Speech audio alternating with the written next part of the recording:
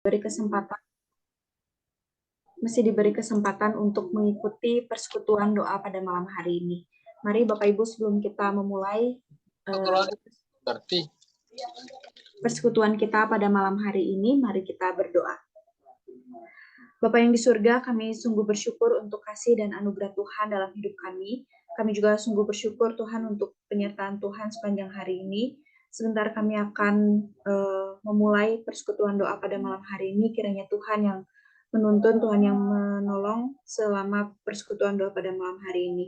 Kiranya kami juga bisa dapat sungguh-sungguh menikmati persekutuan pada malam hari ini. Terima kasih Bapa di surga. Kami menyerahkan di dalam nama Tuhan Yesus, kami sudah berdoa dan mengucap syukur. Amin. Bapak Ibu, sebentar kita akan mendengarkan dan merenungkan firman Tuhan yang akan disampaikan oleh Evangelis Patricia Hutagalung yang masih dalam seri pengakuan iman rasuli. Dan pada malam hari ini kita masuk pada bagian yang terakhir, yaitu pengampunan dosa, kebangkitan tubuh, dan hidup yang kekal. Mari Bapak Ibu kita mempersiapkan hati kita, pikiran kita untuk menyambut firman Tuhan sambil kita menaikkan pujian pribadi yang mengenal hatiku.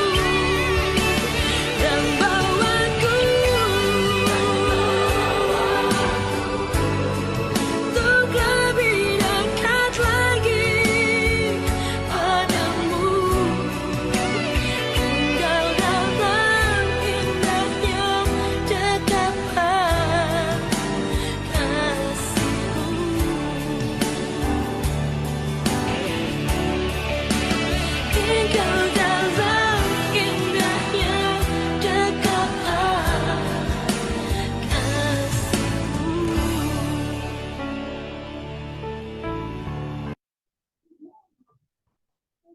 Untuk waktu dan tempat saya persilahkan kepada Bu Patricia. Ya baik, Bapak Ibu Saudara, selamat malam bagi kita semua. Sebelum kita merenungkan kebenaran firman Tuhan, marilah kita bersatu di dalam doa. Kita mau menyiapkan hati kita untuk mendengarkan firman Tuhan. Mari kita bersatu di dalam doa.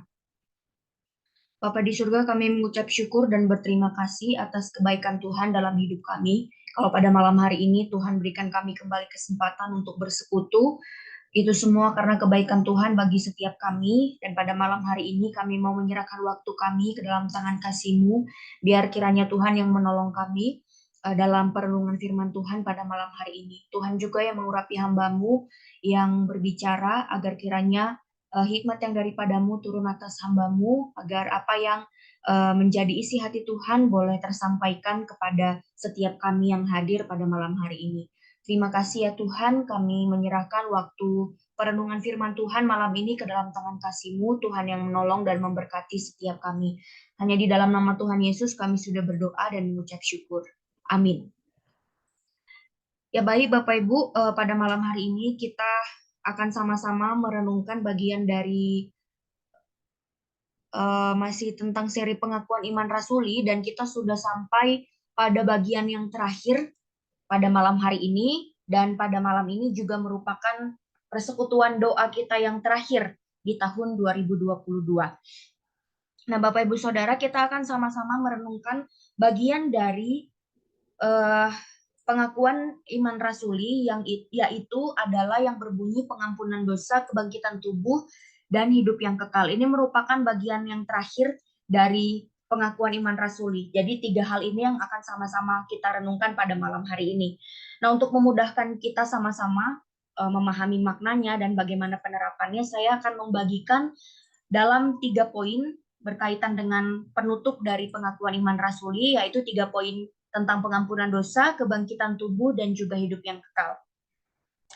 Nah, Bapak Ibu Saudara, kita akan langsung masuk ke bagian yang pertama yang akan sama-sama kita pahami dan pelajari bersama, yaitu yang berbunyi tentang pengampunan dosa. Jadi di dalam pengakuan iman rasuli ada kalimat yang kita mengikrarkan atau mengungkapkan berkaitan dengan pengampunan dosa.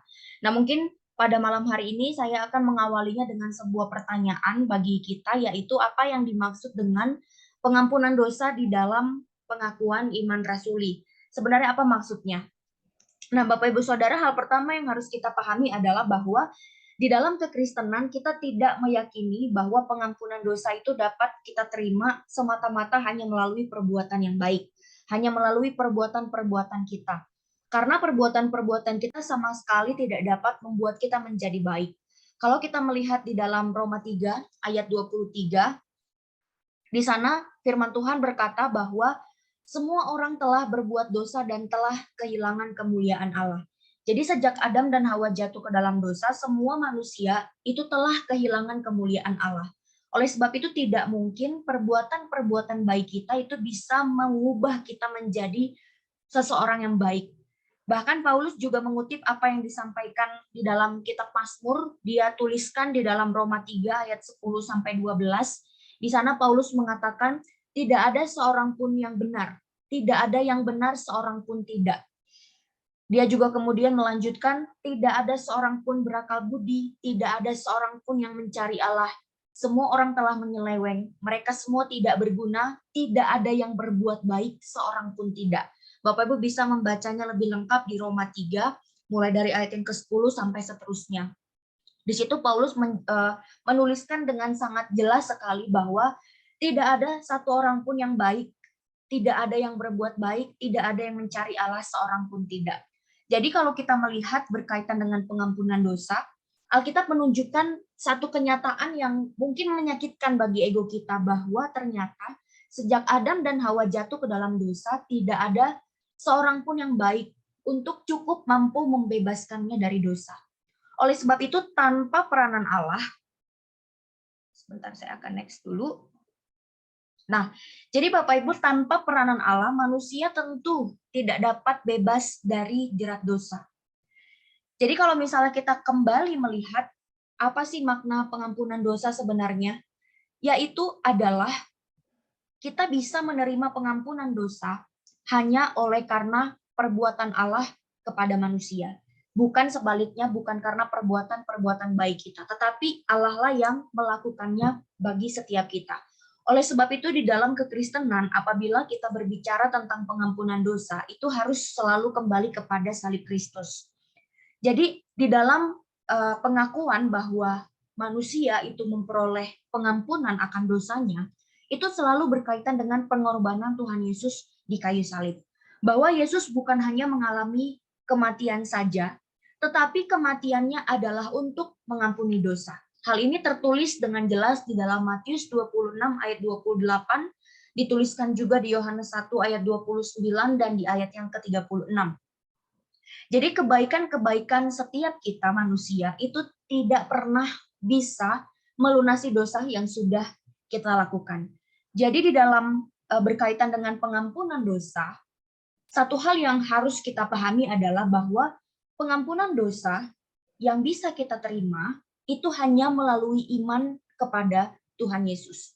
Yesus yang telah menderita sampai mati untuk menebus dosa-dosa kita, dan dia juga bangkit sebagai bukti bahwa dia menang atas maut. Bapak Ibu Saudara, pada bagian ini juga kita bisa melihat apa yang tertulis di dalam Kisah Para Rasul 10 ayat 43. Di sana dikatakan, barang siapa percaya kepada Yesus, dosanya dihapuskan.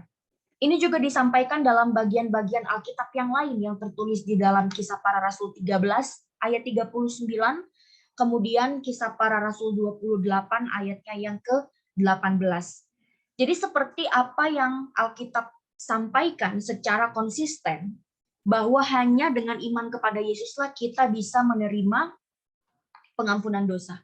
Jadi Bapak Ibu Saudara, kita bisa melihat bahwa Yesus bukan hanya mati, tetapi dia mati untuk dosa-dosa kita. Dan dia adalah korban yang sempurna. Jadi keyakinan kita berkaitan dengan kematian Yesus harus lengkap. Tidak berhenti sampai pada kita tahu, kita yakin bahwa ya Yesus memang mati di kayu salib. Tidak hanya berhenti sampai di sana. Tetapi keyakinan kita berkaitan dengan kematian, pengorbanan Tuhan Yesus di kayu salib adalah kita yakin bahwa Yesus menderita di salib sampai mati untuk menebus dosa-dosa kita. Jika kita hanya sampai pada kepercayaan atau pengetahuan bahwa Yesus memang mati di kayu salib, Bapak Ibu Saudara, orang-orang Farisi, orang-orang Yahudi, bahkan para ilmuwan yang sudah meneliti berkaitan dengan kematian Yesus, mereka juga tahu bahwa Yesus itu mati. Bahkan catatan sejarah juga banyak yang membuktikan kematian Tuhan Yesus berdasarkan sejarah-sejarah Romawi misalnya. Mereka juga tahu bahwa Tuhan Yesus itu mati.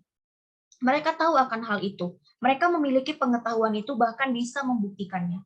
Tetapi sebagai orang-orang percaya, keyakinan kita tentang kematian Tuhan Yesus adalah bukan hanya seorang manusia yang mati di kayu salib, bukan hanya seorang manusia yang berakhir di kayu salib, tetapi keyakinan kita sebagai orang-orang percaya, Yesus mati dan kematiannya itu punya kuasa menebus dosa manusia. Itulah perbedaannya dengan pengetahuan-pengetahuan sejarah. Kalau mungkin pengetahuan sejarah memahami bahwa Yesus mati disalibkan, tetapi kita sebagai orang percaya, kita meyakini dan percaya Yesus mati di kayu salib dan kematiannya itu berkuasa mengampuni dosa-dosa kita. Jadi itu adalah perbedaan yang sangat jelas. Jadi Yesus mati itu bukan hanya sekedar manusia yang mati tergantung di kayu salib, tetapi Yesus mati karena dia menjadi korban yang sempurna. Sehingga kematian Tuhan Yesus satu kali cukup untuk menghapus dosa manusia. Jadi itulah sebabnya di dalam keyakinan kita, hanya melalui iman kepada Yesuslah kita mengalami pengampunan dosa.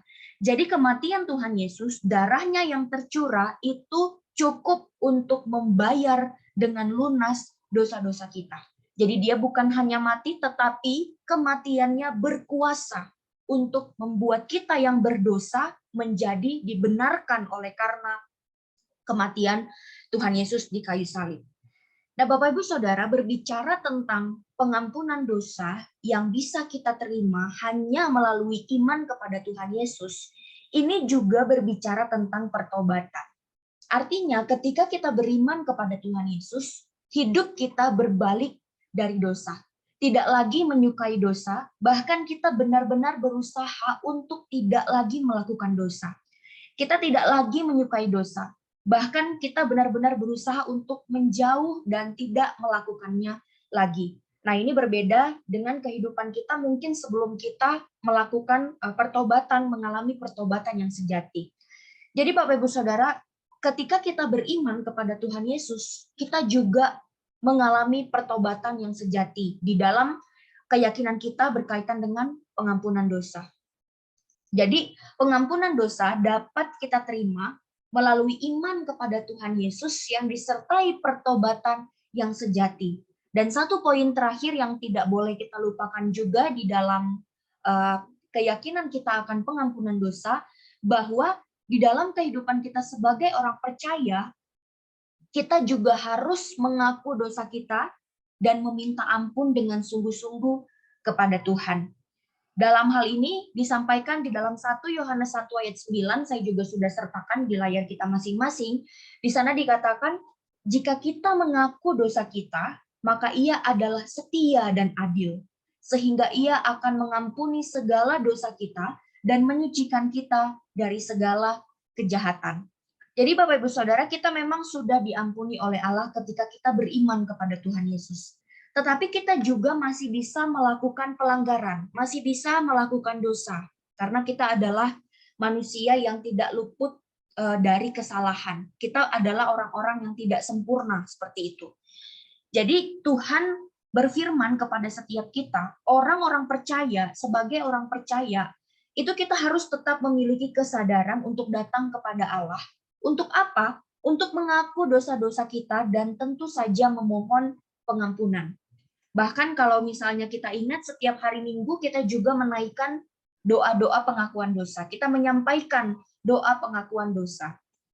Jadi Bapak Ibu Saudara, berkaitan dengan poin pengampunan dosa, untuk menerima pengampunan, yang dimaksud dengan poin pengampunan dosa di dalam pengakuan iman rasuli adalah bahwa pengampunan dosa itu hanya bisa kita terima melalui iman kepada Tuhan Yesus disertai dengan pertobatan sejati dan kerinduan kita untuk senantiasa datang kepada Allah memohon ampun atas dosa dan pelanggaran yang kita lakukan. Kita harus datang kepada Allah dengan sungguh-sungguh, mengakui keberdosaan kita, dan tentu kita berupaya untuk tidak melakukannya lagi. Jadi di dalam pengakuan dosa ada hal penting yang harus kita ingat, bahwa di dalam pengakuan dosa kita adalah orang-orang percaya yang memang mengungkapkan bahwa kita adalah orang berdosa, kita melakukan kesalahan, tetapi yang membuat kita berbeda adalah itu bukan hanya sekedar penyesalan biasa, bukan hanya sekedar penyesalan yang berlalu begitu saja, tetapi sebagai orang-orang percaya ketika kita menaikkan doa pengakuan dosa, itu disertai dengan keyakinan bahwa Allah sudah mengampuni, pasti mengampuni segala pelanggaran kita seperti apa yang telah dijanjikannya. Yang tertulis di dalam 1 Yohanes 1 ayat 9 ini. Ia akan mengampuni segala dosa kita dan menyucikan kita dari segala kejahatan. Jadi ketika kita berdoa mengaku dosa-dosa kita di hadapan Tuhan, doa itu disertai keyakinan bahwa Kristus pasti mengampuni kita. Jadi makna dari pengampunan dosa di dalam pengakuan iman rasuli adalah pengampunan dosa yang kita telah terima melalui iman kepada Tuhan Yesus yang disertai dengan pertobatan sejati dan kerinduan kita untuk datang sungguh-sungguh kepada Tuhan, memohon ampun atas segala pelanggaran yang kita lakukan, yang disertai dengan satu keyakinan bahwa Allah mengampuni segala dosa kita dan menyucikan kita dari segala kejahatan. Nah, bagian yang kedua berkaitan dengan bagian akhir dari pengakuan iman rasuli adalah apa yang disampaikan kalimat yang berbunyi kebangkitan tubuh, atau ada juga yang menyebutnya kebangkitan daging. Itu bukan suatu hal yang perlu diperdebatkan karena yang penting adalah bagaimana kita memaknainya. Jadi berkaitan dengan kebangkitan daging atau kebangkitan tubuh, saya kembali mengawalinya dengan pertanyaan, apa maksudnya gitu? Apa maksudnya pernyataan kebangkitan tubuh di dalam pengakuan iman rasuli? Nah, Bapak Ibu Saudara, di dalam iman Kristen kita meyakini akan kebangkitan tubuh atau kebangkitan daging. Dan juga kita mengakui kebangkitan tubuh yang akan kita alami sebagai orang-orang percaya. Nah, Bapak Ibu Saudara, di dalam Daniel 12 ayat 2, di sana dikatakan, dan banyak dari antara orang-orang yang telah tidur di dalam debu tanah akan bangun, sebagian untuk mendapat hidup yang kekal, sebagian untuk mengalami kehinaan dan kengerian yang kekal. Jadi kalau kita lihat dari perjanjian lama, sebenarnya tentang kebangkitan tubuh ini juga sudah diberitakan. Khususnya di kitab Daniel yang tertulis sangat jelas sekali bahwa pada harinya nanti akan banyak dari antara orang-orang yang telah tidur dalam debu tanah, yang telah mati terlebih dahulu, itu akan bangun. Sebagian dari mereka akan mendapat hidup yang kekal, dan sebagian dari mereka akan mengalami kehinaan dan kengerian yang kekal. Nah, jadi di dalam perjanjian baru sendiri, bukan hanya di perjanjian lama itu disampaikan, tetapi di dalam perjanjian baru sendiri, Rasul Paulus memberikan penjelasan yang sangat panjang mengenai kebangkitan tubuh di dalam 1 Korintus 15. Kalau kita baca, kita lihat sekilas di Alkitab kita gitu ya, di dalam 1 Korintus 15, ini adalah salah satu pasal yang sangat panjang yang menjelaskan tentang dua hal penting di dalam pengakuan iman Kristen. Yang pertama adalah tentang kebangkitan Kristus, dan yang kedua adalah tentang kebangkitan kita. Jadi kalau kita lihat sepanjang 58 ayat di 1 Korintus 15 itu, Paulus menjelaskan tentang kebangkitan. Yang pertama dia jelaskan tentang kebangkitan Kristus, dan yang kedua dia jelaskan tentang kebangkitan kita yang nanti akan terjadi. Nah, mungkin kita bertanya kenapa hal ini menjadi sangat penting sehingga Tuhan menggerakkan atau memakai Paulus untuk menyediakan ruang yang sangat panjang untuk menjelaskan tentang hal ini. Jadi Bapak Ibu Saudara, pada saat itu kekristenan sedang menghadapi filsafat dualisme, yaitu paham yang mempercayai bahwa tubuh kita itu adalah hal yang terpisah dari roh. Mungkin Bapak Ibu juga pernah mendengar hal itu. Sehingga menurut filsafat dualisme, tubuh kita ini adalah hina, tubuh kita, keadaan jasmani ini adalah sesuatu yang hina, dan yang kudus itu hanya hal-hal yang bersifat roh. Jadi filsafat dualisme itu tidak mempercayai kebangkitan tubuh, karena bagi mereka tubuh kita ini adalah sesuatu yang hina, fana, masa dibawa kepada kekekalan, semuanya ini penuh dosa. Jadi mereka tidak mempercayai yang namanya kebangkitan tubuh. Bagi mereka ya yang rohani itu hanya yang bersifat roh. Kalau jasmani itu udah berdosa gitu, udah fana, hina, jadi tidak mungkin menjadi bagian dalam kekekalan seperti itu. Mereka melakukan pemisahan, makanya disebut dualisme seperti itu. Jadi mereka berkata bahwa tidak mungkin orang-orang kudus itu mengalami kebangkitan tubuh. Karena apa? Ya karena paham mereka tubuh kita ini adalah hal-hal adalah kehinaan seperti itu. Nah, tetapi apa yang Alkitab sampaikan ternyata tidak demikian. Oleh sebab itu Paulus menjelaskan sangat panjang di 1 Korintus 15 berkaitan dengan kebangkitan tubuh seperti itu. Nah, kenyataannya adalah setiap kita itu akan mengalami yang namanya kebangkitan tubuh. Memang benar bahwa tubuh kita saat ini memang sifatnya fana. Bahkan ketika di Alkitab kita menemukan kata kedagingan, daging gitu ya, itu biasanya identik dengan dosa. Itu biasanya sedang menjelaskan dosa. Kalau disebut kedagingan itu biasanya dipasangkan dengan hal-hal yang bersifat duniawi seperti itu.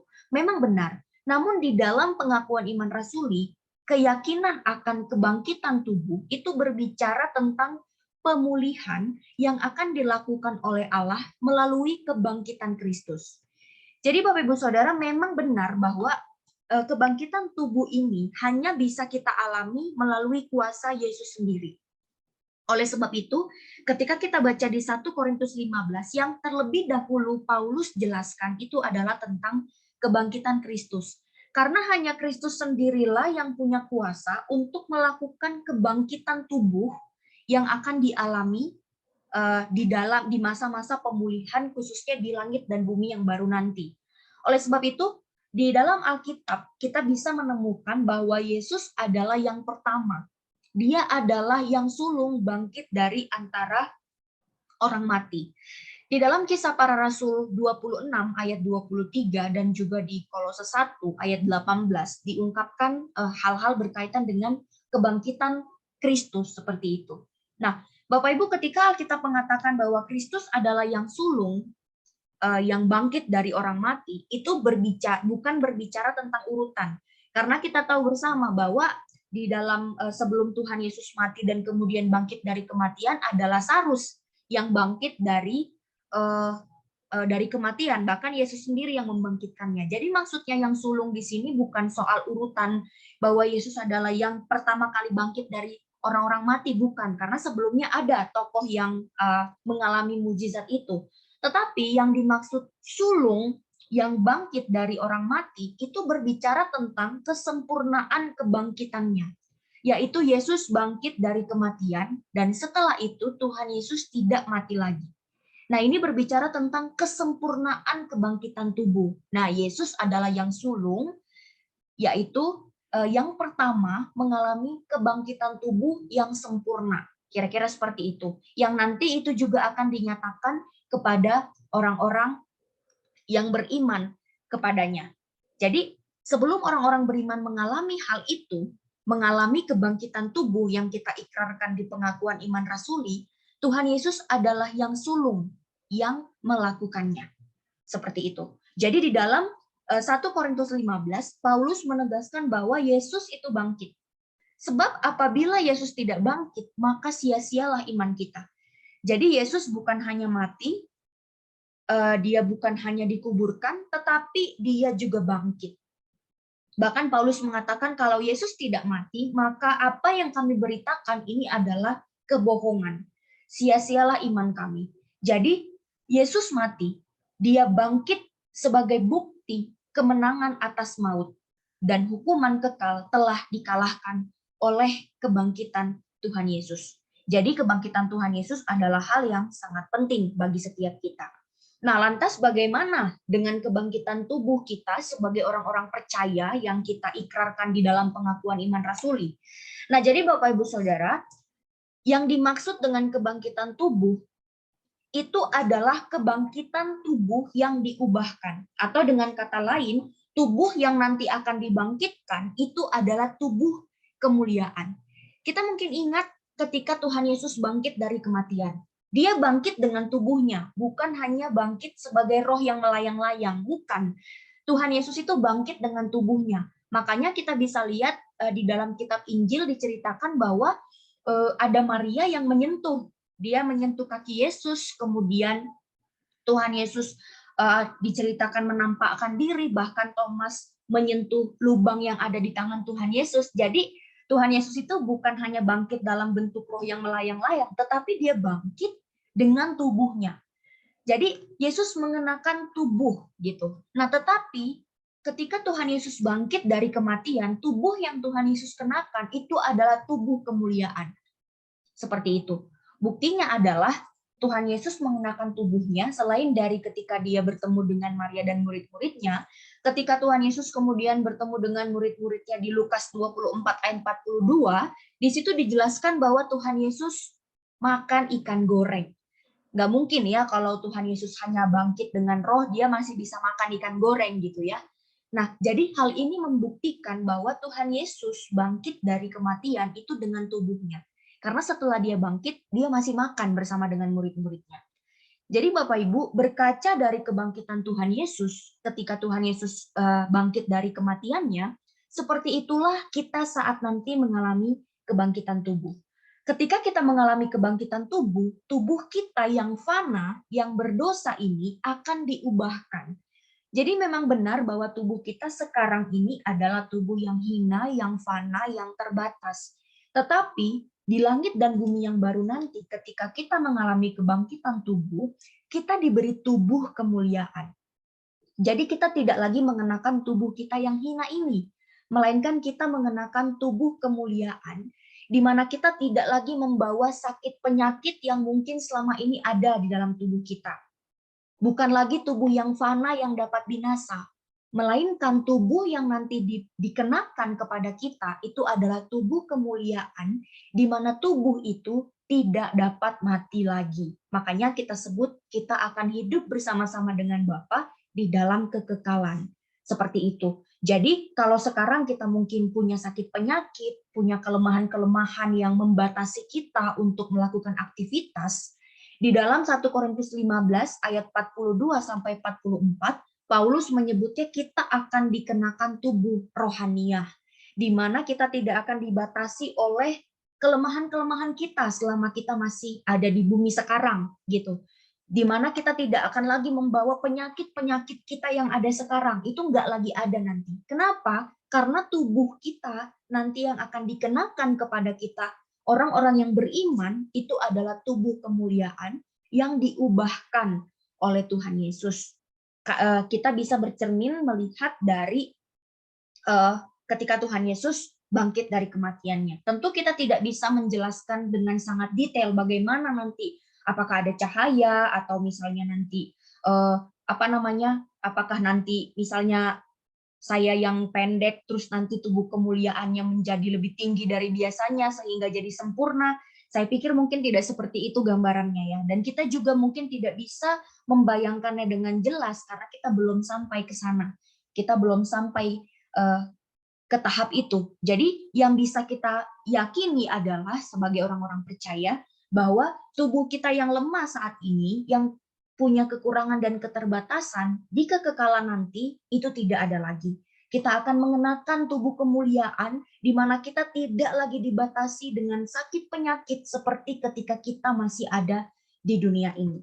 Nah, inilah yang kita yakini pula, inilah yang diyakini pula oleh para rasul. Sehingga kita bisa melihat bahwa ketika mereka harus menghadapi kematian, ketika mereka harus menghadapi siksaan karena iman mereka, mereka sama sekali tidak takut. Kenapa? Karena mereka meyakini dan beriman bahwa di kekekalan nanti, segala luka-luka yang mungkin mereka dapatkan ketika mereka ada di dunia itu akan diubahkan di kekekalan nanti ketika mereka dikenakan tubuh kemuliaan. Sehingga mereka sangat berani mati bagi Kristus. Nah, karena itu pun kita juga meyakini bahwa tubuh kemuliaan itu juga telah disiapkan bagi kita orang-orang yang beriman kepada Tuhan. Oleh sebab itu ketika kita sekarang mungkin mengalami sakit penyakit di tubuh kita, mengalami kelemahan-kelemahan di fisik kita, yang menjadi pengharapan besar bagi kita adalah ini hanya sementara. Karena nanti di kekekalan semuanya akan diubahkan. Tuhan menjanjikan kita akan memperoleh tubuh kemuliaan yang tidak lagi dibatasi oleh sakit penyakit sehingga kita lebih maksimal untuk memuliakan Allah selama-lamanya di kerajaan surga. Dan poin yang terakhir yang kita pelajari pada malam hari ini adalah berkaitan dengan kehidupan kekal. Apa yang disampaikan di pengakuan iman rasuli di bagian yang terakhir, yaitu yang berkata atau yang berbunyi kehidupan kekal. Nah, Bapak Ibu Saudara, apa yang dimaksud dengan kehidupan kekal di dalam pengakuan iman rasuli? Jadi pengakuan ini tentang kehidupan yang kekal itu berbicara tentang dua hal. Yang pertama itu adalah berbicara tentang waktu, dan yang kedua adalah berbicara tentang kualitas. Nah, Bapak Ibu Saudara, mungkin ketika kita mendengar kata hidup yang kekal, yang pertama kali hampir selalu kita pikirkan yang ada di benak kita itu adalah berkaitan dengan waktu ya, yaitu selama-lamanya. Berbicara tentang kekal itu adalah selama-lamanya. Ini bukan suatu kesalahan karena memang benar demikian. Tetapi di dalam keyakinan kita tentang hidup yang kekal itu bukan hanya berbicara tentang waktu saja, tetapi juga berbicara tentang kualitas. Jadi bukan hanya berbicara tentang selama-lamanya, karena kalau misalnya kita lihat di dalam kitab Daniel tadi, bukan hanya orang beriman yang akan hidup selama-lamanya, tetapi orang yang tidak percaya juga mereka akan mengalami kekekalan, tetapi situasinya berbeda. kita mengalami kekekalan itu untuk memuliakan Tuhan di kerajaan surga, akan mengalami akan diberikan tubuh kemuliaan seperti yang kita sudah bahas sebelumnya. Tetapi orang-orang yang melawan Allah dan tidak beriman kepada Tuhan Yesus, mereka akan mengalami kengerian kekal. Jadi, ketika kita berbicara tentang kehidupan yang kekal, ini tidak bisa berhenti sampai di waktu saja, tetapi ini juga berbicara tentang kualitas. Bagaimana kita menghabiskan kekekalan? Bagaimana kita nanti akan menikmati kekekalan? Apakah kita menikmatinya dengan sukacita atau kita menikmatinya dengan ratap tangis? Jadi kehidupan kekal ini adalah berbicara tentang bagaimana kita hidup di kerajaan sorga nanti, khususnya ketika kita mengikrarkan kehidupan kekal di pengakuan iman rasuli, yaitu ketika kita mengalami kemuliaan dan juga sukacita yang sempurna. Nah, pertanyaannya bagi kita sekarang, bagaimana kita hidup di kekekalan nanti? Bapak Ibu Saudara, dalam Wahyu 7 ayat 16 sampai 17, saya sertakan juga ayatnya di sini, Bapak Ibu boleh sambil melihatnya. Di sana dikatakan bahwa di kekekalan nanti, bagi orang-orang yang beriman, dikatakan di sana bahwa orang-orang beriman tidak akan lagi menderita lapar dan dahaga. Matahari atau panas terik tidak akan menimpa mereka lagi. Sebab apa? Sebab anak domba yang di tengah-tengah tahta itu akan menggembalakan mereka dan akan menuntun mereka ke mata air kehidupan. Dan Allah akan menghapus segala air mata dari mata mereka. Bukan hanya di situ saja, di dalam Wahyu 21 ayat 4 juga dikatakan Allah akan menghapus segala air mata dari mata mereka dan maut tidak akan ada lagi. Tidak akan ada lagi perkabungan atau ratap tangis atau duka cita, sebab segala sesuatu yang lama itu telah berlalu. Dan ada satu lagi ayat yang saya sertakan di dalam Wahyu 22 ayat 5, di sana juga dikatakan, dan malam tidak akan ada lagi di sana, dan mereka tidak memerlukan cahaya lampu dan cahaya matahari. Sebab Tuhan Allah akan menerangi mereka, dan mereka akan memerintah sebagai raja sampai selama-lamanya. Nah, setidaknya 3 hal ini adalah gambaran yang bisa kita renungkan dan bisa kita lihat. Inilah kualitas yang akan kita terima, anugerah yang akan kita terima di kekekalan nanti sebagai orang-orang beriman. Inilah kualitas hidup yang akan kita nikmati di kehidupan kekal nanti. Bahwa tidak ada lagi ratap tangis, tidak ada lagi kekecewaan. Bahkan hal yang sangat indah adalah Tuhan sendiri yang akan menghapus air mata dari mata kita. Lebih daripada itu, bahwa kita akan menikmati kehidupan kekal bersama dengan Tuhan. Kalau kita melihat kembali apa yang dikatakan di Wahyu 7 ayat 16 sampai 17, nah, di sana dikatakan bukan hanya tidak akan lapar dan haus lagi, tetapi sebenarnya yang menjadi kualitas dan inti utama dari kehidupan kekal itu adalah karena kehadiran anak domba di tengah-tengah tahta itu. Nanti di kekekalan kita akan menikmati kebersamaan dengan Tuhan. Kita akan menikmati kebersamaan yang kekal dan yang sempurna dengan Tuhan. Itulah yang membuat dahaga dan lapar hilang. Itulah yang membuat tidak ada lagi air mata dan juga ratap tangis. Itulah yang membuat tidak ada lagi rasanya kekecewaan dan kesedihan. Kenapa? Karena Kristus hadir secara langsung dan kita bisa menikmati kehadirannya dengan sempurna. Bapak Ibu Saudara, saya suka menyebut bagian ini dengan kalimat sukacita yang tidak terhingga. Saat ini kita tidak bisa membayangkan karena kita belum sampai di sana. Masih sangat jauh seperti itu. Kita masih sangat terbatas sebagai manusia yang masih hidup di dunia ini. Tetapi kita bisa sedikit membayangkan kapan kira-kira kita merasa sangat bahagia di dalam kehidupan kita. Mungkin kita bisa sama-sama lihat gitu ya, sama-sama bayangkan kira-kira kapan sih saat kita benar-benar sangat bahagia di dalam kehidupan kita. Nah, Bapak Ibu Saudara, ketika mungkin kita mengingat momen di mana kita sangat-sangat bahagia gitu ya, ternyata di kerajaan surga nanti, di kekekalan nanti, kebahagiaan atau sukacita yang akan kita alami itu mungkin 100 kali lipat, bahkan lebih berkali-kali lipat dari kebahagiaan yang pernah kita alami. Kenapa? Karena kita akan berjumpa dengan Tuhan dan akan menikmati kebersamaan dengan Tuhan. Mungkin dulu waktu kita sekolah, kita ingat salah satu rumus matematika, salah satu pelajaran matematika yaitu tentang limit tak hingga, yang simbolnya seperti yang saya cantumkan di sini ya, tentang limit tak hingga seperti itu. Nah, kalau saya cari gitu ya pengertiannya karena saya sudah lupa juga, tapi saya ingat tentang bagian tak hingga ini gitu ya.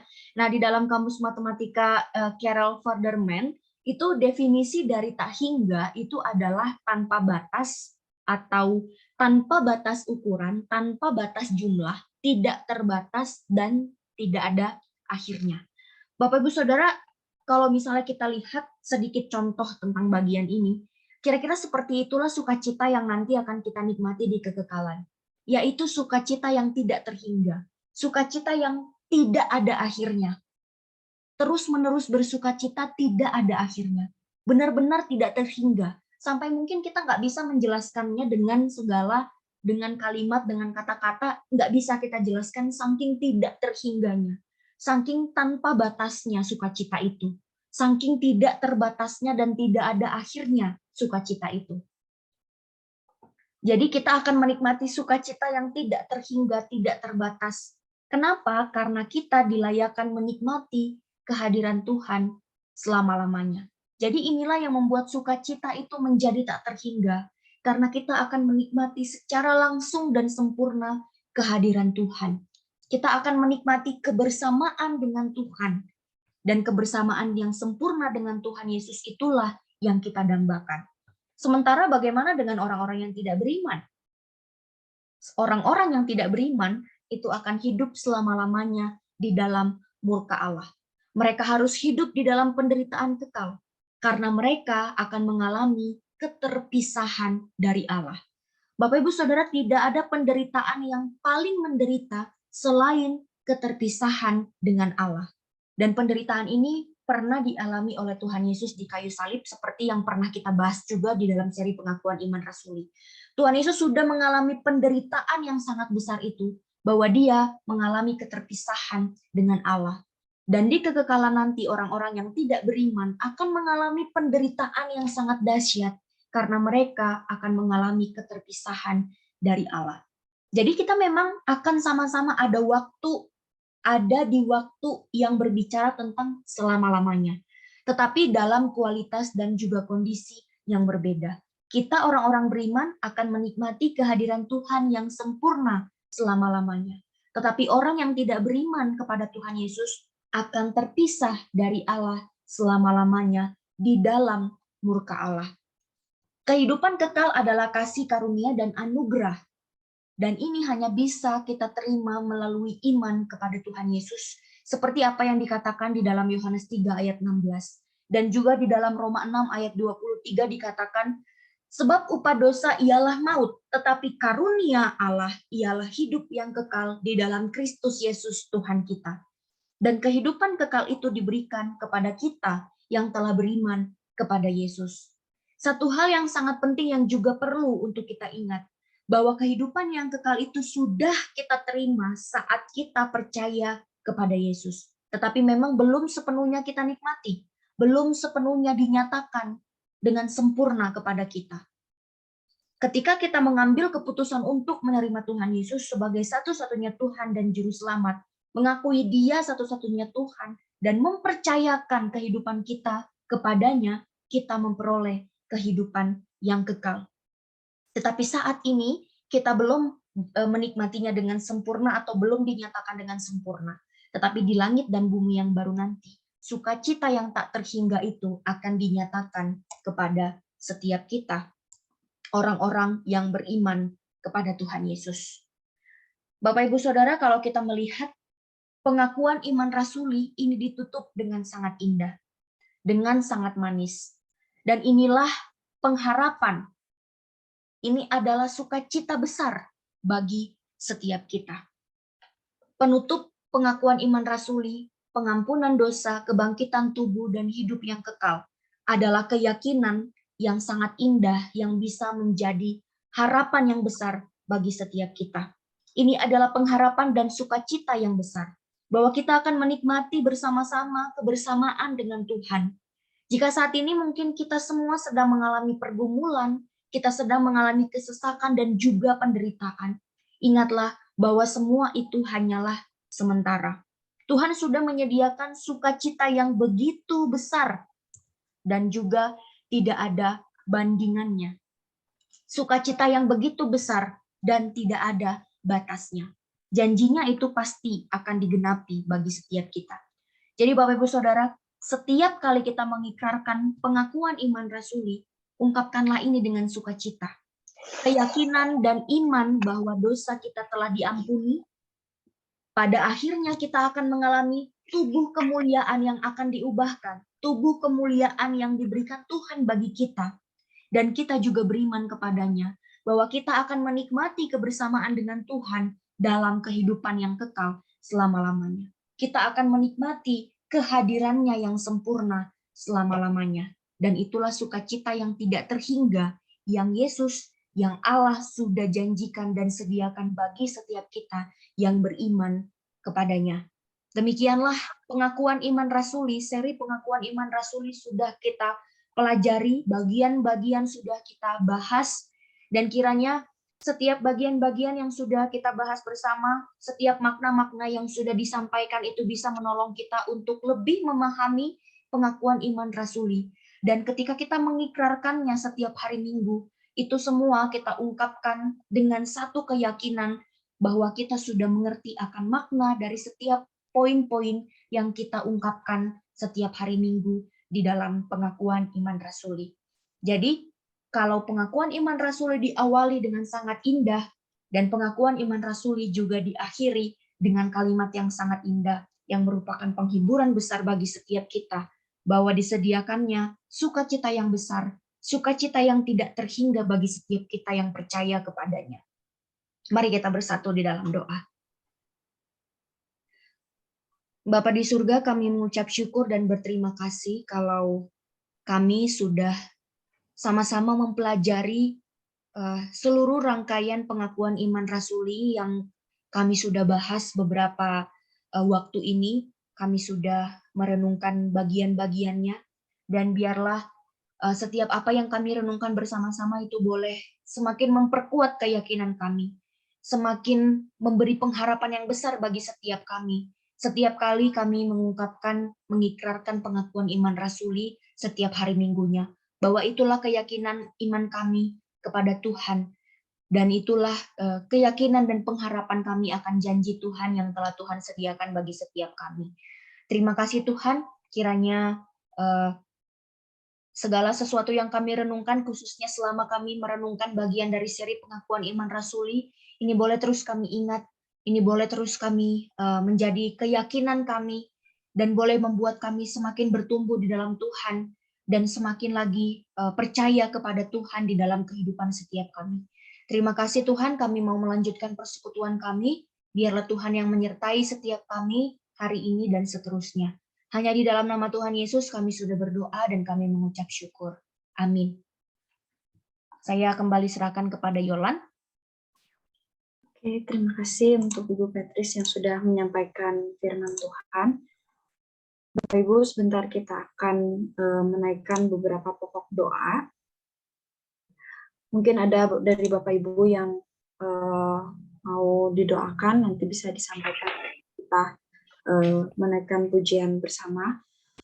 Mari sebelum kita menaikkan beberapa pokok doa, kita naikkan pujian Ku Tahu Bapa Pelihara.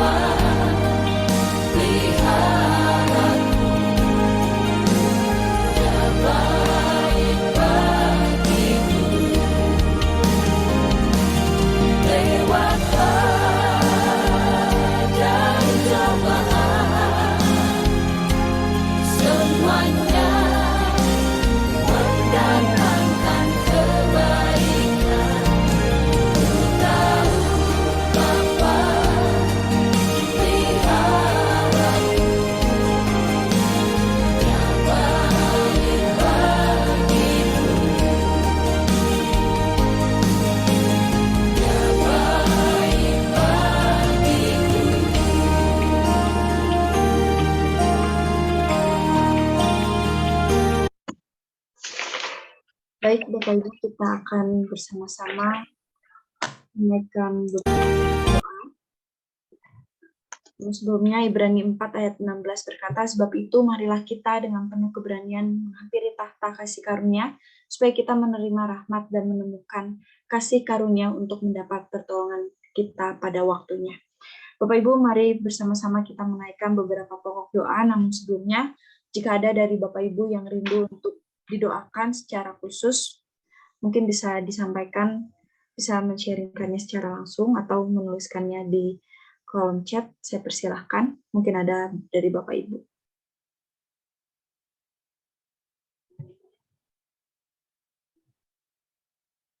Baik, kalau belum ada, mari kita menaikkan pokok doa yang pertama. Kita berdoa bersyukur untuk keselamatan yang Tuhan berikan kepada setiap kita. Kita juga sama-sama bersyukur karena kita sudah sampai sudah ada di akhir tahun 2022 ini. Kita sadar bahwa ini semua karena anugerah Tuhan, karena kasih Tuhan yang selalu Tuhan nyatakan kepada setiap kita.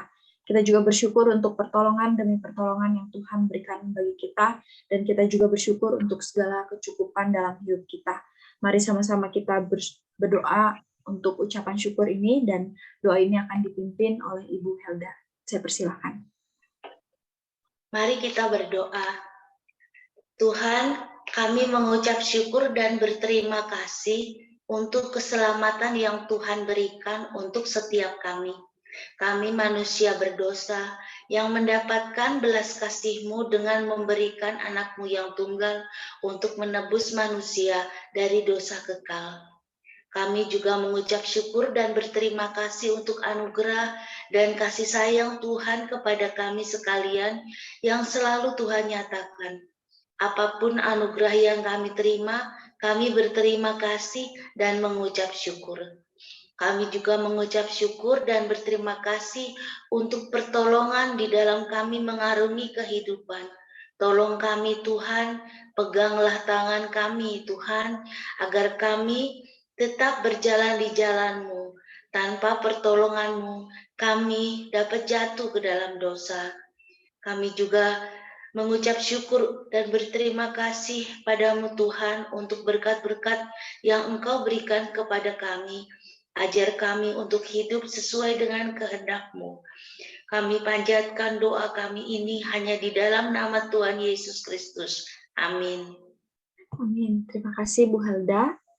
Selanjutnya kita Sama-sama. berdoa untuk pokok doa yang kedua. Kita berdoa bagi bangsa Indonesia. Kita bersyukur untuk perhatian dan upaya pemerintah terhadap kerusakan jalan dan boleh diperbaiki. Dan kiranya melalui ini juga dapat mengurangi tingkat kecelakaan di jalan. Kita juga sama-sama berdoa untuk toleransi umat beragama di Indonesia. Kiranya toleransi yang sudah ada boleh terus bertahan sehingga tidak terjadi perpecahan di Indonesia. Kita juga berdoa untuk perusahaan di Indonesia yang terus-menerus melakukan PHK terhadap karyawannya. Kiranya setiap karyawan yang terkena PHK boleh mendapatkan pekerjaan yang baru sehingga dapat memenuhi kebutuhan hidupnya. Untuk pokok doa yang kedua ini akan dipimpin oleh Pak Hernadi. Saya persilakan. Baik, kita bersatu di dalam doa ya. Tuhan, kami saat ini mau berdoa untuk bangsa dan negara kami. Kami mau berdoa untuk Indonesia. Khususnya kami mau berdoa untuk infrastruktur yang sudah dibangun oleh pemerintah bangsa kami sampai saat ini. Kami mengucap syukur Tuhan untuk semua kebaikan yang sudah kami rasakan untuk infrastruktur, untuk jalan-jalan yang bisa kami lalui dengan baik ketika kami bepergian ke dalam dan luar kota. Kami mau mengucap syukur itu. Kami bersyukur karena kerusakan-kerusakan jalan itu Tuhan boleh diperbaiki dan itu semua boleh mengurangi tingkat kecelakaan di jalan raya.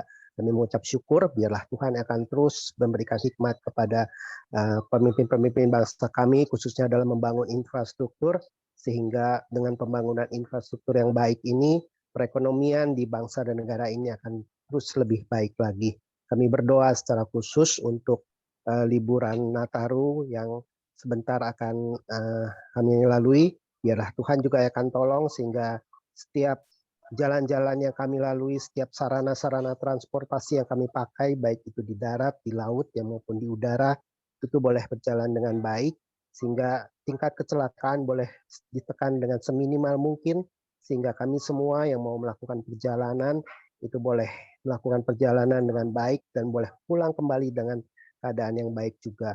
Kami bersyukur untuk hal itu. Kami juga berdoa Tuhan untuk toleransi umat beragama di Indonesia, mengucap syukur untuk sejauh ini Tuhan untuk tingkat toleransi yang baik di negara kami, walaupun masih ada beberapa hal mungkin di daerah-daerah atau di beberapa tempat di mana kami masih merasakan hambatan, khususnya dalam hal kerukunan, dalam hal toleransi. Biarlah Tuhan yang akan tolong untuk pemerintah daerah setempat ataupun untuk pemerintah daerah pusat, sehingga boleh mengembangkan, boleh menyadarkan masyarakatnya akan tingkat toleransi di negara kami yang beragam ini ya Tuhan.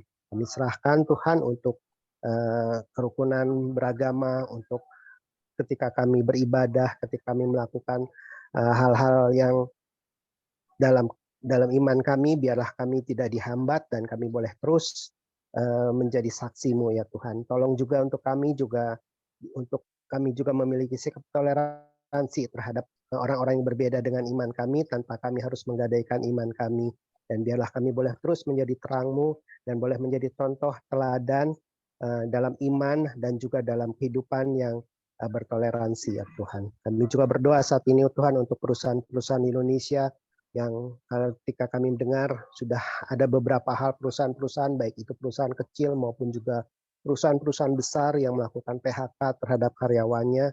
Karena kondisi perekonomian saat ini, kami berdoa untuk setiap karyawan yang terkena PHK, Tuhan yang akan memberikan kekuatan, Tuhan yang akan memberikan pekerjaan yang baru buat mereka, Tuhan. Tuhan yang akan tolong untuk kebutuhan-kebutuhan mereka selama mereka saat ini belum mendapat pekerjaan, biarlah Tuhan yang akan cukupkan untuk semua itu.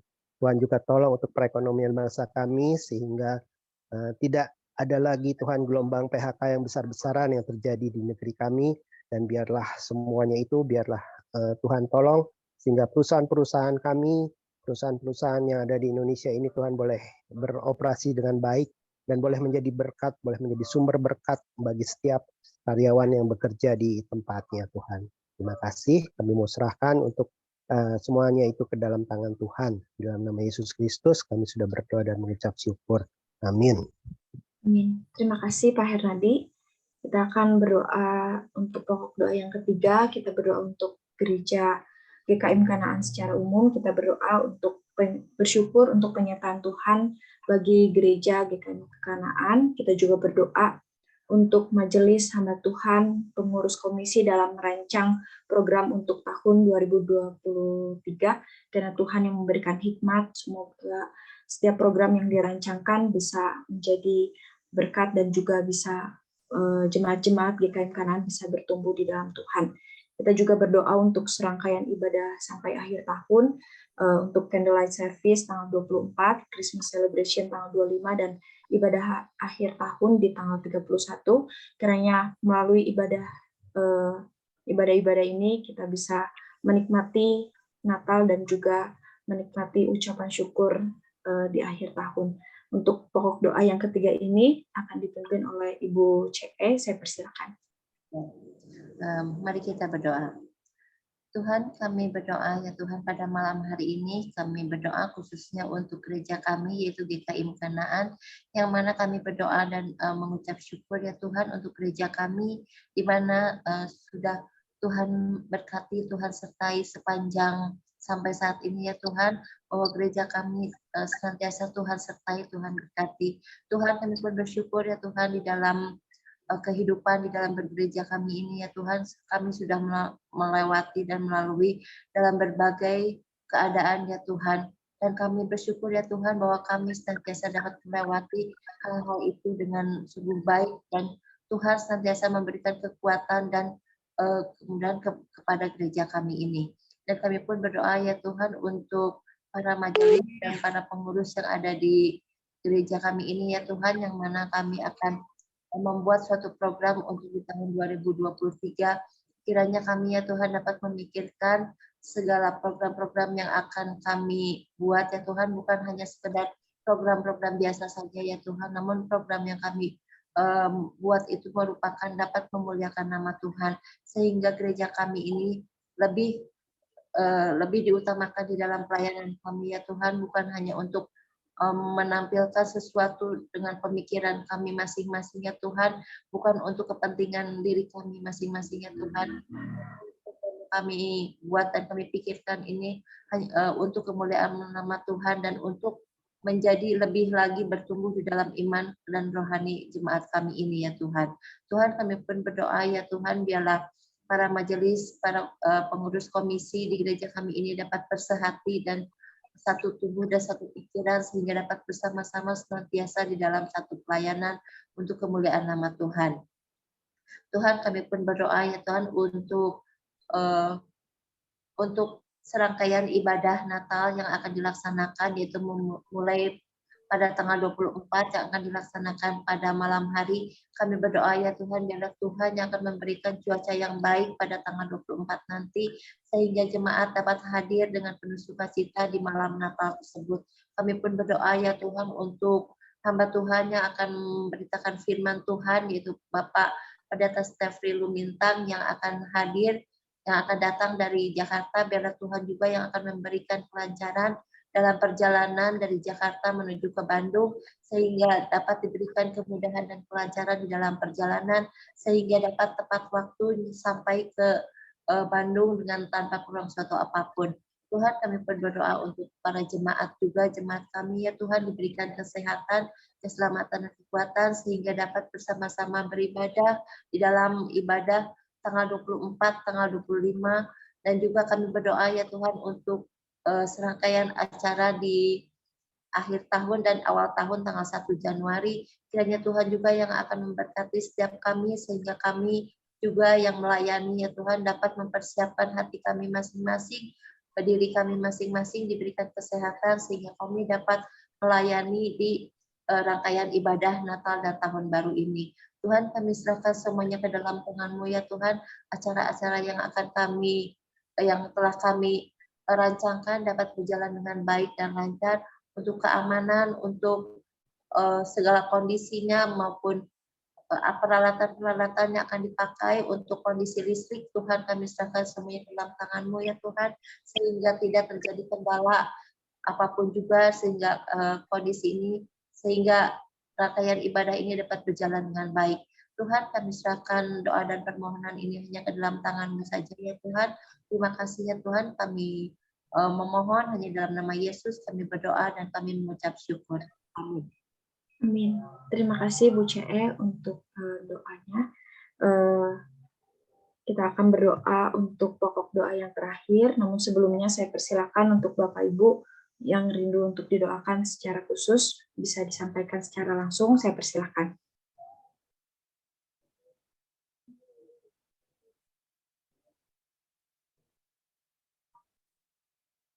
Baik, kalau nggak ada, kita akan bersama-sama berdoa untuk jemaat GKIM Kanaan. Kita berdoa untuk pekerjaan dan studi jemaat, berdoa juga untuk setiap pergumulan jemaat yang sedang dihadapi, dan kita juga berdoa untuk jemaat yang sedang mengalami kelemahan tubuh, khususnya berdoa untuk para lansia. Untuk pokok doa ini, saya persilakan untuk Pak Christian untuk memimpin kita di dalam doa. Mari kita bersatu dalam doa. Tuhan Yesus yang baik, Tuhan Yesus Juru Selamat kami hidup. Kami bersyukur, berterima kasih kepadamu ya Tuhan, karena di tengah aktivitas kami, di tengah segala waktu kami masih diberikan kesempatan untuk sama-sama berkumpul, untuk sama-sama bersekutu, mendengarkan kebenaran firman Tuhan, dan menaikkan pokok-pokok doa kami. Dan saat ini kami bersatu hati Tuhan untuk berdoa bagi jemaat GKIM Kanaan. Kami berdoa Tuhan untuk setiap kami yang mengalami pergumulan di bidang apapun, salah satunya di pekerjaan. Kiranya Tuhan Yesus yang memberkati kami, Tuhan limpahkan berkat-Mu atas kami melalui pekerjaan dan usaha yang Tuhan percayakan kepada kami. Kami juga bersyukur untuk segala pekerjaan dan usaha yang sudah Tuhan berikan kepada kami, Tuhan percayakan kepada kami. Kiranya Tuhan berikan kami hikmat, berikan kami kekuatan agar kami boleh menjalankannya dengan penuh ucapan syukur, dan kami lakukan itu untuk memuliakan nama Tuhan. Terima kasih Tuhan Yesus, terima kasih. Kami juga berdoa untuk setiap kami yang menempuh studi, anak-anak kami yang bersekolah dari jenjang yang paling rendah sampai ke jenjang yang tertinggi. Kami berdoa Tuhan, biarlah Tuhan yang memberikan kepada anak-anak kami, kepada kami kecerdasan, kepintaran, agar kami juga boleh menempuh studi kami dan boleh mendapatkan pendidikan yang terbaik, agar kami menjadi orang yang berkualitas, menjadi orang-orang yang bisa dipakai oleh Tuhan, menjadi berkat bagi lingkungan kami, bagi dimanapun kami ditempatkan. Terima kasih Tuhan, kiranya Tuhan memberkati kami, anak-anak kami, agar anak-anak kami juga boleh menjadi anak-anak yang membawa perbedaan, menjadi anak-anak terang di tengah-tengah lingkungan sekolah mereka. Terima kasih Tuhan, kami juga berdoa untuk setiap kami yang mengalami pergumulan, baik itu pergumulan yang membuat diri kami merasa berat, kiranya Tuhan Yesus yang campur tangan, menolong kami, memampukan kami agar kami boleh melewati pergumulan kami, melewati cobaan yang boleh kami terima ini, dengan terus berharap kepada Tuhan, terus berpegang kepada Tuhan. Terima kasih Tuhan, kami juga berdoa untuk setiap kami yang mungkin mengalami kelemahan tubuh. Kami mohon Tuhan Yesus, kiranya Tuhan yang menyembuhkan, memberikan pemulihan kepada kami secara sempurna, agar kami juga boleh menikmati sukacita dan damai sejahtera daripada Tuhan. Berkati setiap makanan yang boleh kami konsumsi, berkati untuk obat-obatan yang kami konsumsi untuk mendukung dan membantu pemulihan tubuh kami. Kiranya Tuhan Yesus yang memberkati itu semua. Kami juga berdoa untuk tim dokter juga yang mungkin menolong kami dalam proses kesembuhan kami. Kiranya Tuhan Yesus berikan hikmat, berikan kekuatan kepada mereka. Terima kasih Tuhan Yesus, terima kasih. Kami berdoa juga untuk para lansia yang di tengah masa tua mereka, Tuhan yang hiburkan mereka, Tuhan yang menemani mereka, Tuhan yang memberikan kekuatan dan kesehatan terus kepada mereka. Terima kasih Tuhan, kiranya di usia mereka yang lanjut ini, mereka terus bergantung pada Tuhan, terus berharap pada Tuhan, dan terus beriman kepada Tuhan. Terima kasih Tuhan, terima kasih. Inilah kami, Jemaat GKIM Kanaan. Tuhan yang memberkati kami, Tuhan limpahkan kasih karunia-Mu, Tuhan limpahkan hikmat-Mu kepada kami. Terima kasih Tuhan Yesus, terima kasih, hanya di dalam nama-Mu kami berdoa dan mengucap syukur. Haleluya. Amin. Baik Bapak Ibu, persekutuan doa pada malam hari ini sudah selesai. Sampai jumpa di ibadah Candlelight Service hari Sabtu jam 7 malam. Tuhan Yesus memberkati. Terima kasih Bu Selamat Yolanda. malam. pelayanannya. Selamat Salam. malam. Terima kasih Petris. Tuhan berkati semuanya. Bye. Tuhan berkati. Bagus, Tuhan berkati. Tuhan berkati. Terima kasih Bu. Sehat-sehat Buat semuanya. pelayanannya. Amin. Sama-sama ya. Sampai ketemu. Sampai ketemu hari Sabtu. Izin pamit Bapak Ibu. Mari, Tuhan Pak Jun. memberkati. Pak Jun, terima kasih. Semua makasih. Tuhan berkati semuanya. Pamit ya. Mari Ya, Pak, Ci sehat-sehat Eva. ya. Yuk, makasih. Kungkung sehat-sehat. Pak Arvin Pak sehat-sehat. Arvin sehat-sehat ya. Ini Pak Arvin atau Ibu Grace nih? Terima kasih. Mari, Kung Alek. Makasih Kung. Tuhan berkati. Tuhan berkati. Sama. Izin Sama. ya. Di N ya. Ya. Siap. Yuk. Dadah. Dah.